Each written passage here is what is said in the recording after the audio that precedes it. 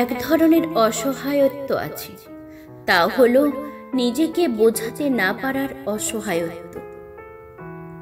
কেউ আপনাকে ক্রমাগত ভুল বুঝেই যাচ্ছে।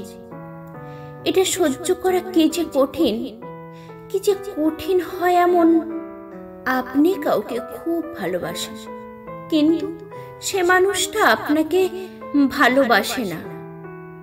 সেটা কিন্তু কোনো ব্যাপারই না, বোঝে না, সেটাও কিচ্ছু না, পাত্তা দেয় না, তাও মানা যায়। কিন্তু সে আপনাকে ভুল বোঝে, এটা খুব কষ্ট দেয়। কাউকে ভালোবাসি, সে ভালোবাসে না, এমন তো হতেই পারে। ভালোবাসাকে সব সময় যে একটা টু ওয়ে ট্রাফিক হতে হবে এমন নয়। আমি যে ভালোবাসি তা তো আমাকে আনন্দ দেয়, অসীম শান্তি দেয়। প্রেমে পড়ার মতন আশ্চর্য সুন্দর অনুভূতি আর কি আছে? তবে সে আমাকে ভুল বোঝে, এটা মেনে নেওয়াটা খুব কষ্টের। কে আমাকে ভুল বোঝে, কে ঠিক বোঝে, তারপরও আমি করি না। তবে আমি যে তাকে ভালোবাসি, তাই তার বেলায় পরোয়াটা না চাইলেও করতে হয়। আপনা থেকেই চলে আসে। আমি বেঁচে আছি কি নেই সে তা গ্রাহ্য করে না। এটুকু মেনে নেওয়া যায়, কিন্তু আমার বেঁচে থাকাটা তাকে পীড়া দেয়। এটা মানতে হয় কি উপায়? আমার সত্যি তা জানা নেই।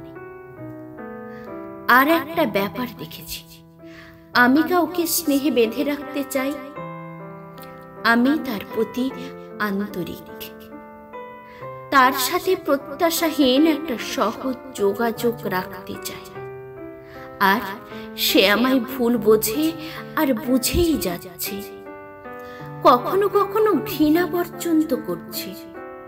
নিজের ভাবনা ও অবস্থানটা শত চেষ্টায়ও তাকে বোঝাতে পারি না। সে যা বোঝে সেখান থেকে সরবেই না। এমনকি আমি যদি এ কারণে আফসোসে আত্মহত্যা করে বসি, তাও সে তার ভাবনাতেই থেকে যাবে। সে যা ভাবে, যা ভাবতে তার ভালো লাগে, তার মন তাকে যা ভাবতে বলছে, সেখান থেকে সে কিছুতেই সরে আসে না। কখনো হয়তো কিছুটা সরে দুদিন সহজ সম্পর্ক রাখে। আমারও মনে হয় সব ঠিক হয়ে গেছে বোধহয়। আবার হঠাৎ করে উইথাউট দ্য লিস্ট ইনস্টিগেশনে ফিরে যায় তার আগের রুদ্র মূর্তিতে। অন্তর থেকে ঘৃণা ছুঁড়ে দেয়। ঘৃণা না হলেও এমন কিছু জাজমেন্ট করতে থাকে, আর করতেই থাকে যেগুলো আমি সত্যি ডিজার্ভ করি না। তার সম্পর্কে আমি যা ভাবি, আমি তাকে যেভাবে দেখি, সে আমাকে যেমন করে গ্রহণ করুক বলে আমি চাই। সেসবের ধারে কাছেও না গিয়ে সম্পূর্ণ ভিন্ন একটা অবস্থানে দাঁড়িয়ে সে নিজেকে, আমাকে ও আমাদের সম্পর্কটাকে ব্যাখ্যা করতে থাকে, আর নিরলসভাবেই করতে থাকে। প্রেমের সম্পর্ক নয়, দুজন মানুষের মাঝে সম্পর্ক। হাজারো চেষ্টায়ও কিচ্ছু হয় না। সে তার ভাবনায় অটল অবিচল হয়ে থাকে। যেহেতু আমি সম্পর্কটা রাখতে চাই, সেহেতু এটা মেনে নিতে আমার খুব যন্ত্রণা হয়। মানুষ অনেক কিছুই ভেবে নেয়, ভাবতে ভালো লাগে, ভেবে নেয়। কারোর ভাবনার ওপর তো আমাদের কোনো হাত নেই, আর আমাদের পক্ষে সম্ভব নয় জনে জনে ধরে ধরে নিজেকে ব্যাখ্যা করা।